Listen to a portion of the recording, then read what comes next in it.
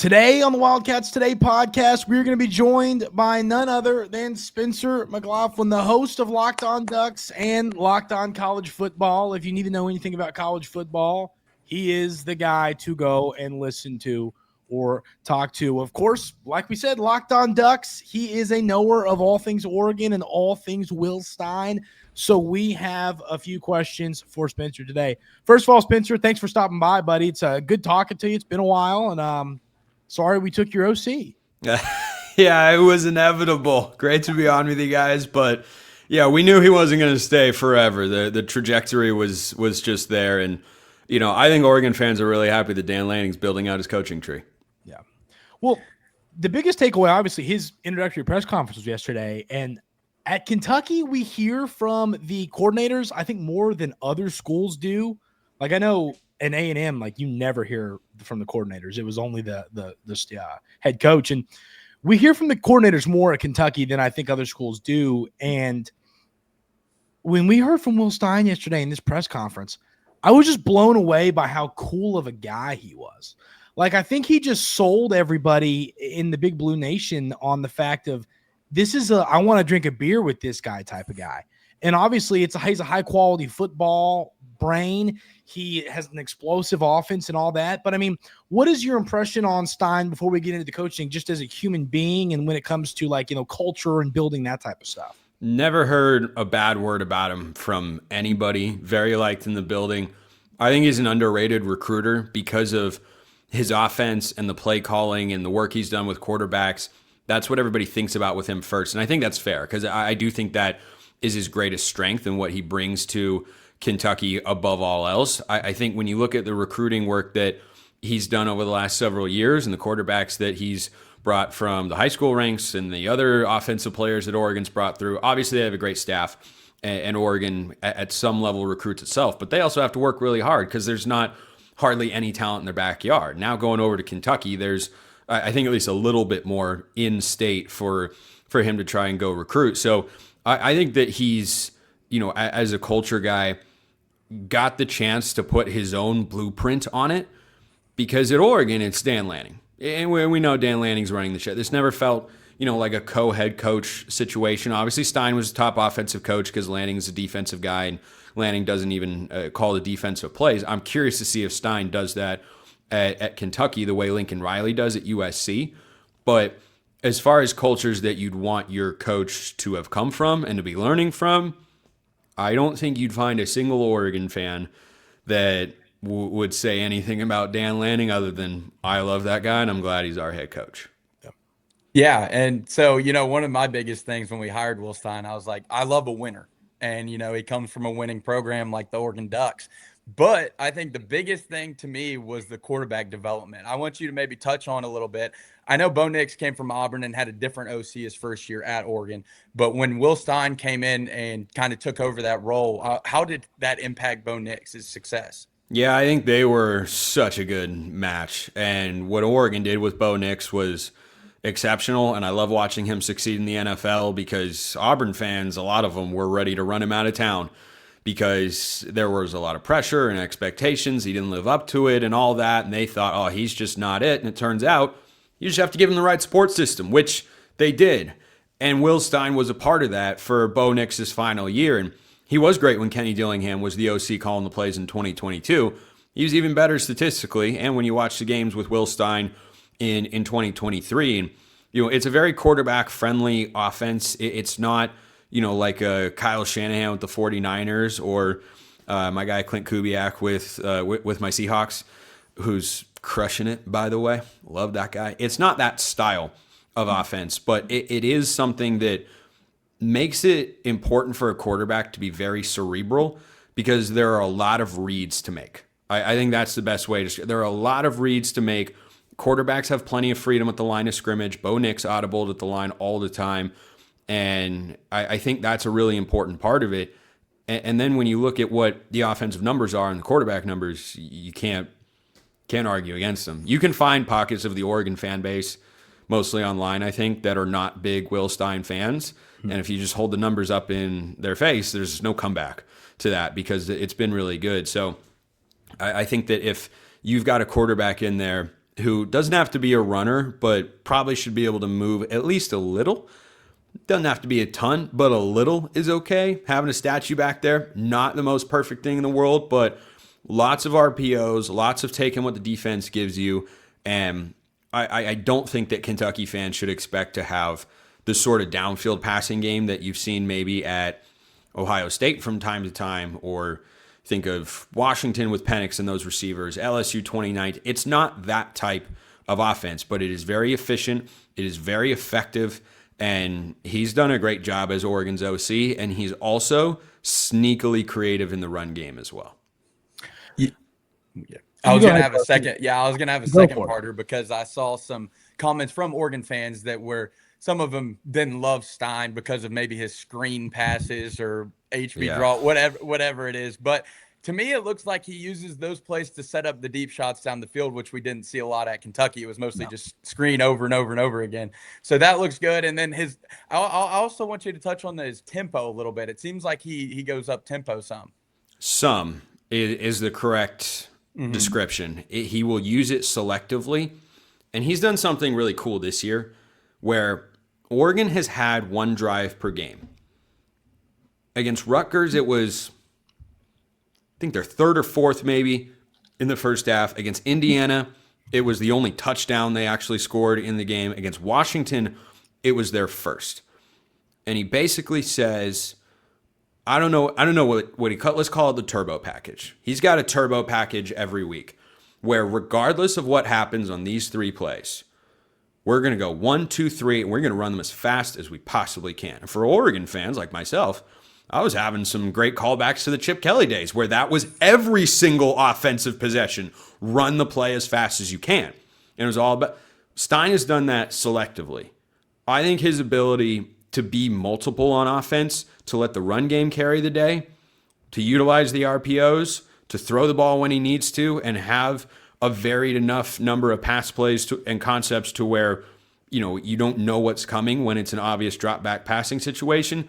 I think he has done all those things really, really well this year. He's varied the run game a lot. I know you guys have a former Oregon running back, and Dante Dowdell has been pretty good. I'm not surprised he's good at all. I liked him a lot at Oregon. He just wasn't good enough to climb up the depth chart because Oregon's been so stacked at that spot. So, yeah, I think that for Stein offensively, I've never been someone that's overly frustrated with the screen pass calls. There have been a couple times where, hey, you got Dante Moore back there. On 3rd and 8, we don't have to throw the ball behind the sticks. Yeah. There have been a couple moments like that. But newsflash for all fans out there, you're never going to be 100% happy with your offensive coordinator or defensive coordinator or head coach. It is not going to happen. Doesn't matter who it is. Doesn't matter how good they are. They're going to be, because I can guarantee you, coaches, if an OC came to a podium after a game, guarantee you after almost every game, they'd have a moment where they'd say, yeah, I didn't call a good play there. Yeah, that was not, yeah, we shouldn't have done that. Heck, Will Stein almost had one against Washington. They went on 4th and 1. They went just a quick RPO bubble on a drive, and Dan Lanning didn't like the look and called timeout and saved the drive. Because then they thought about it, saw what Washington was doing, and they called speed option to the boundary and picked up a first down, went on to score the first touchdown of the game. So it's never going to be perfect all the time. But all in all, yeah, I wish Will Stein would have stuck around for several more years. I'm not surprised he didn't. He's good. Put you on the spot a little bit here. I'm going to put you on the spot really seriously in a minute. But I want to ask you, I don't know how much you've watched of Cutter Boley, if any, because, it's Kentucky football. There's not – I get it, but if you haven't, you can just. I was gonna say I have not. You saved yourself some years of life not having to watch that. Probably. Okay. He's a quarterback that I think he fit the description. He's got the arm talent. Stein talked a lot yesterday in his presser about how arm talent's not everything, but he's got that enough speed to I think he could succeed in the Stein offense. Sounds like he might stick around, still to be seen. He was at the press conference yesterday when he was introduced. So when Stein was introduced, so that'll be interesting. But I'll ask you one more question and then my serious question, and we'll let you get out of here. But obviously there's a big transition going from being the play caller to being the head coach. And this is partially what I texted you and wrote an article about your response, but I want you to say it on here. What do you think, what attributes does Will Stein have that are going to lead to him being a successful head coach in college football? I think his ability to remain calm. I think he gives you that kind of head coach presence, and his ability to develop guys, I think, has been exceptional. And that's always a point of, I don't know if concern is the right word. It's just an area where coaches get graded all the time. Those two areas, Will Stein is not going to be, I don't know if you guys saw Jamarcus Shepard, his introductory press conference at Oregon State. He's a former assistant at Alabama and Washington. He and Stein, to me, are very different sorts of vibes. Like, I don't think I would describe Will Stein as an incredible motivator. I don't think he's different than Dan Lanning when you see him talk. But when you do talk to him, he gives off the aura of a guy who is calm, poised, because he knows what he wants to do. He knows what it's supposed to look like. He knows what he needs to do. He knows what it takes to be successful. That's to me why I think he can succeed is he's spent the time, 3 years as Oregon's OC, 1 at UTSA. He's been under Dan Lanning. He's a very young head coach, I believe the youngest in the SEC now at 36 years old. But I think that he's been in an environment where he sees, okay, this is how it needs to look. This is how we need to be. This is how we have to run, and all the details that come with it. I'm curious to see if he's going to call plays, but that's a different conversation. Spencer and I have done podcasts together for a while now, back and forth. And generally he's hosting those, and he's thrown some curveballs at me. Mm-hmm. And finally, I get to throw one back at you. And this is a day I've been waiting for a while. I never flailed on a curveball playing baseball growing up, but go ahead. I know you're ready for it. I think you're going to knock this out of the ballpark. So I'm not counting the Kiffin situation. So we're not counting Kiffin and whatever happens at Ole Miss. We're talking about Silverman or Silverfield, whoever Ryan Silverfield, head coach at Arkansas now from Memphis. Okay. Yeah. Mm-hmm. Golish at Auburn. Mm-hmm. And Mr. Summerall at Florida. Mm-hmm. And Stein at Kentucky. Mm-hmm. How would you rank those hires? Ooh. And be honest.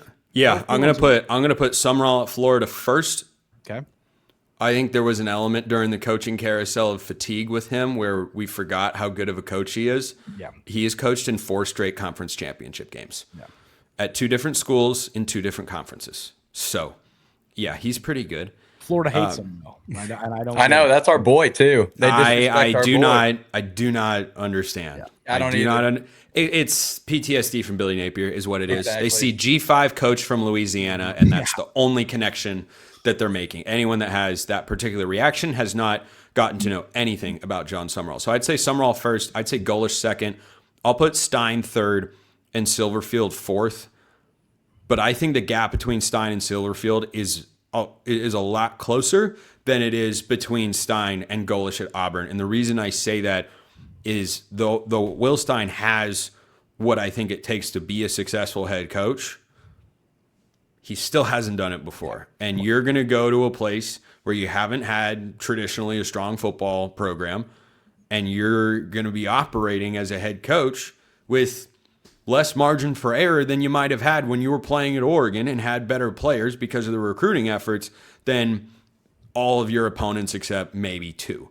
So I think that's going to be an uphill battle. And look, Dan Lanning's a great head coach, but I could give you 20 minutes on how much he struggled and how much he, had to adjust as a head coach. Everyone's got that learning curve. Like in 2022, he had outright disastrous days. Disaster. Like truly awful games in his first year as a head coach. At Oregon, by the way, he did that and they went 9-3. And they won their bowl game. They went 10-3. What happens if you have that learning curve at Kentucky? Yeah. Which it's going to come in some form. It's just a matter of how great. Like, is that the difference between 4-8 and 2-10, or is that the difference between 4-8 and 6-6? Yeah. I don't know yet. I don't know. You guys know better than I how committed Kentucky is to building a legit football program. But hey, in a world where Vanderbilt is 10-2, don't tell me anything's impossible because it's not. Yeah. So, yeah, I'd put I'd put Stein third just because I think the Silverfield hire is fine. Like I don't think he's a bad hire. He's done well at Memphis. He has not done as well as you're able to do at Memphis. Yeah. Like he still left something on the table there. And so going to a place at Arkansas where again, you're fighting an uphill battle, I'm kind of like, we'll see. We'll see. A lot of hires look a certain way. I saw when the coaching carousel was going around a flashback to the last cycle when some guys were hired and the Navy head coach, who was their defensive coordinator in-house at the time, he got a C hire, I think, from someone at ESPN. He's crushing it. He's absolutely crushing it. And so the factors that lead to a coach having success, regardless of where he comes from, regardless of where he's at, they don't really change. It's all the same. It's just a matter of putting it all together, and there are a lot of moving parts. And Will Stein's not going to be able to succeed on his own. But step one, of course, you better find a staff because I don't think you're getting Chris Hampton as defensive coordinator. Mm-hmm. There you go. Well, I think that's all we got today. Spencer, how can everybody check out where? Let me add one more thing. Hit me. Yeah, I was just gonna say thanks for coming on, Spencer. It was nice to meet you. I feel like I could talk to you all day.